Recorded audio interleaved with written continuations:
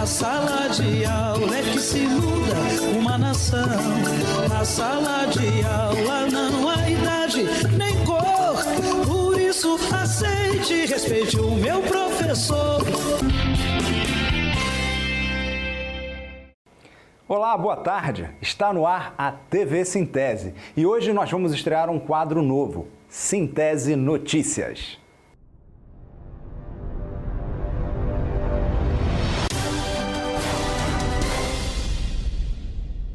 Então, olha só que legal. Professores e professoras da rede pública e privada de todo o país serão incluídos como público-alvo na campanha nacional de vacinação contra a gripe neste ano.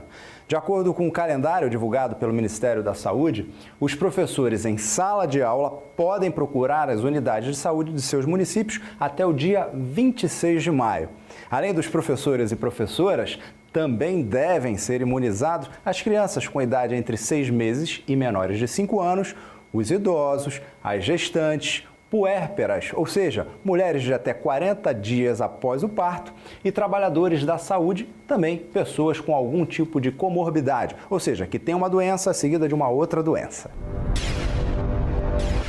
Olha, outra notícia que vai mexer com seu bolso. Sintese dá início à abertura de processos judiciais para rever as perdas salariais procedentes da implantação da URV, que eu já vou explicar o que é.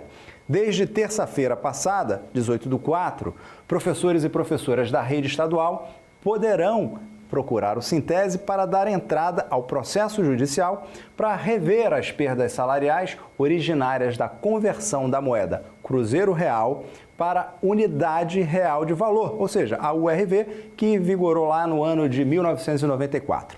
Vale ressaltar que, neste primeiro momento, deve procurar o Sintese apenas os professores e professoras da rede estadual de ensino filiados ao Sintese, ao sindicato.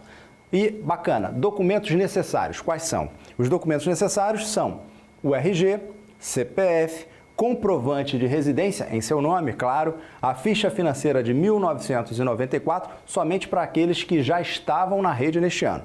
Ficha financeira dos últimos 5 anos, de 2012 até 2016, a portaria da aposentadoria, mas apenas para os professores e professoras aposentados, ok? Então é isso, Sintese Notícias fica por aqui e a qualquer momento poderemos vir com mais novidades. Fique ligado.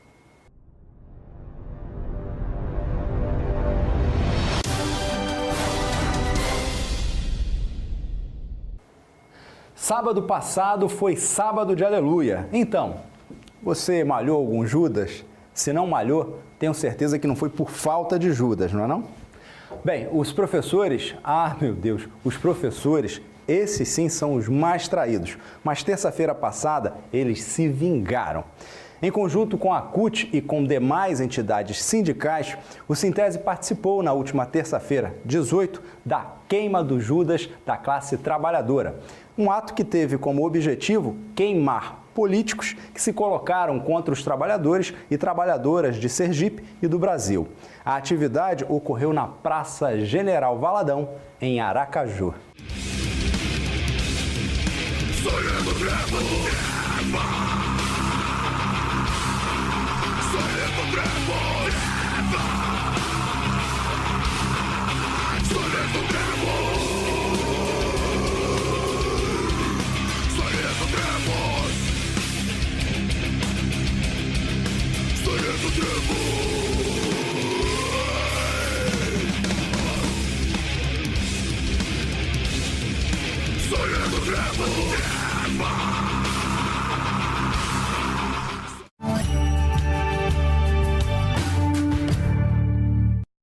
Se a gente tivesse um auditório aqui, eu ia pedir um aplauso para essa lutadora incansável. Claro que dentre muitas outras também que tem no Sintese. Leila, prazer recebê-la aqui no programa. Obrigada. Leila, o lema da 18ª Semana Nacional em Defesa e Promoção da Educação Pública é democrática e crítica, a educação pública não está à venda. O que levou a CNT a escolher esse tema?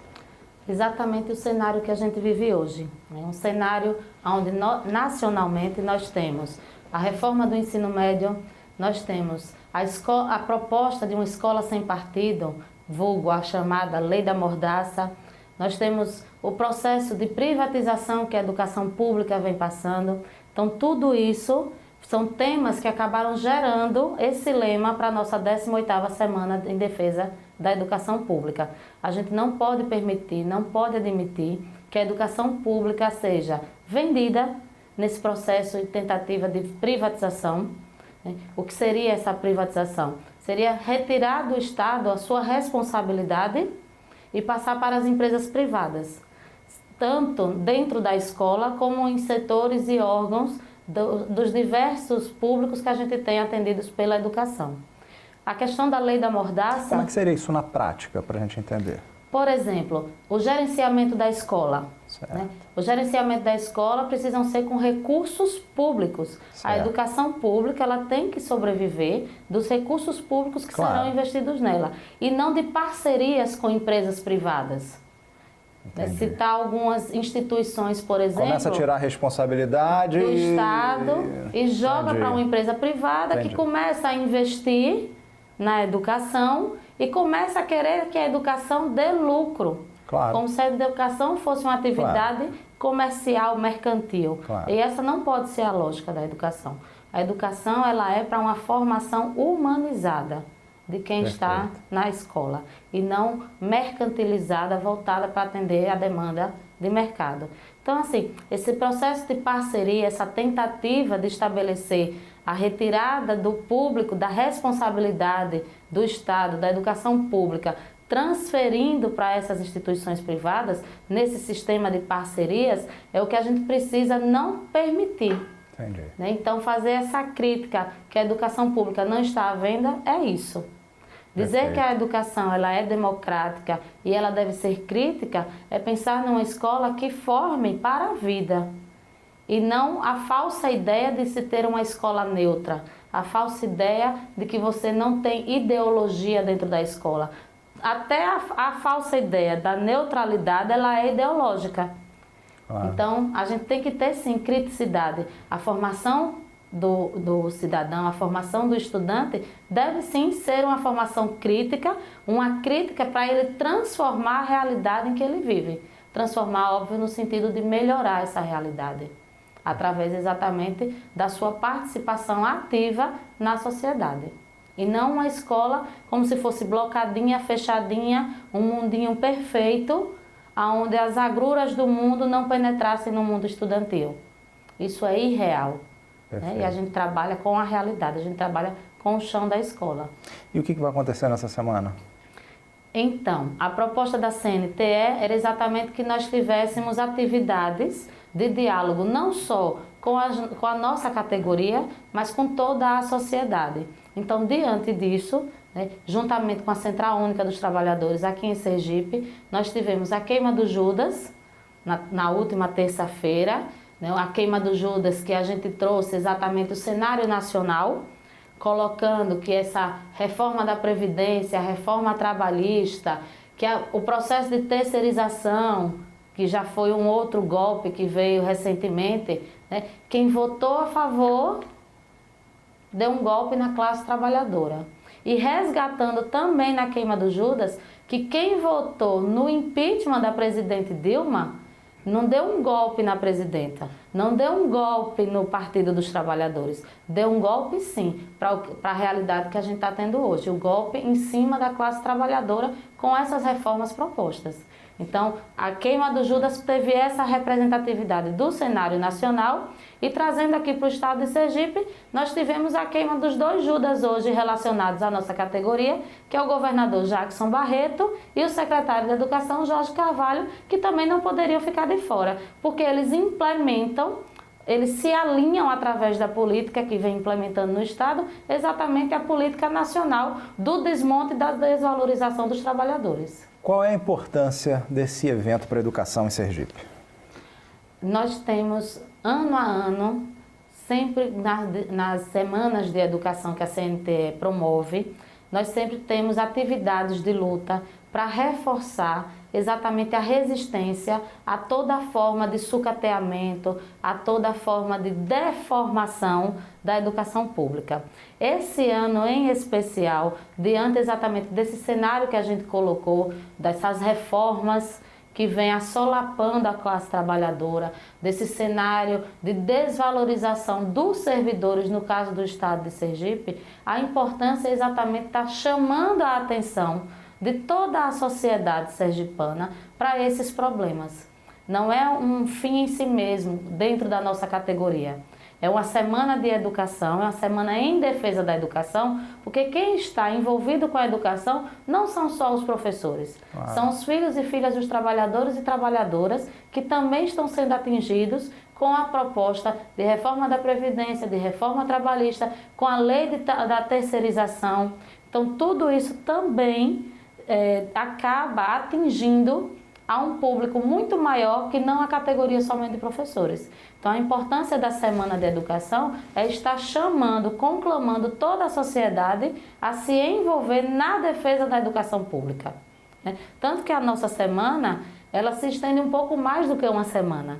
Ela foi iniciada agora no dia 17 de abril, como proposta pela CNTE, e se estende até o dia 1º de maio, aonde a gente vai ter o ato, né, chamado pelas centrais de trabalhadores, exatamente para reverberar essa questão do combate a essas reformas.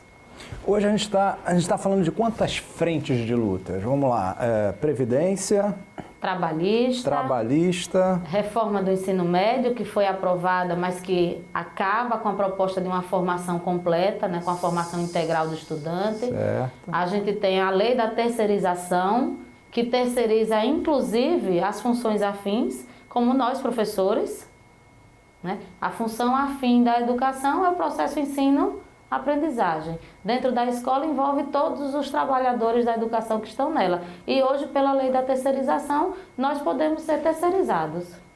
Então, a gente está falando aí de 4 frentes de luta. Direta. Por que eu estou te provocando isso? Estão usando Maquiavel? O bem faz um pouquinho, o mal vamos soltar de uma vez só? E o pior que assim... Que é tudo esse ano, essas coisas um em cima do outro, exatamente. E tome. Né? Que é fruto... A estratégia é embolar e vamos empurrar a goela abaixo?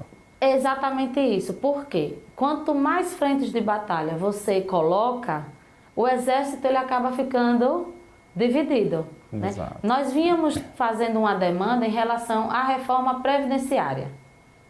Estávamos de vento em popa fazendo o enfrentamento, fazendo a discussão da reforma previdenciária.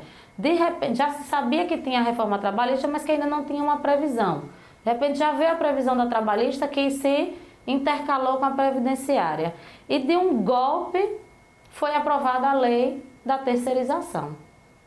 Dessas 4 frentes diretas, a gente pode dizer aí, elencar também algumas vitórias já? Sim, né? Quando nós temos, por exemplo, a reforma da Previdência, o adiamento que sofreu, a reforma trabalhista, a revisão de pontos... Fruto de greve geral, né? Fruto Muita de insistência, paralisações, fruto de atividades dialogando diretamente com a sociedade, porque, assim, não pode ser um lema de uma categoria. Não pode ser apenas os professores que vão... aliás, não são só os professores que serão atingidos. Então, o nosso papel, nesse momento, era ser educador de todos os trabalhadores. Era mostrar a eles que todos nós, não existe a segregação, professor, pedreiro, agricultor, pescador, todos, indistintamente de categoria, estão sendo atabalhoados, estão sendo massacrados, tratorados por essas propostas. Leila, mais uma vez, muito obrigado por sua presença. Eu que agradeço. É isso aí, pessoal. O que é bom dura pouco, mas prometemos estar de volta no próximo sábado, no mesmo bate-horário, no mesmo bate-canal, com mais um programa TV Sintese. Tchau, pessoal. Na sala de aula é que se forma um cidadão. Na sala de aula é que se muda uma nação. Na sala de aula não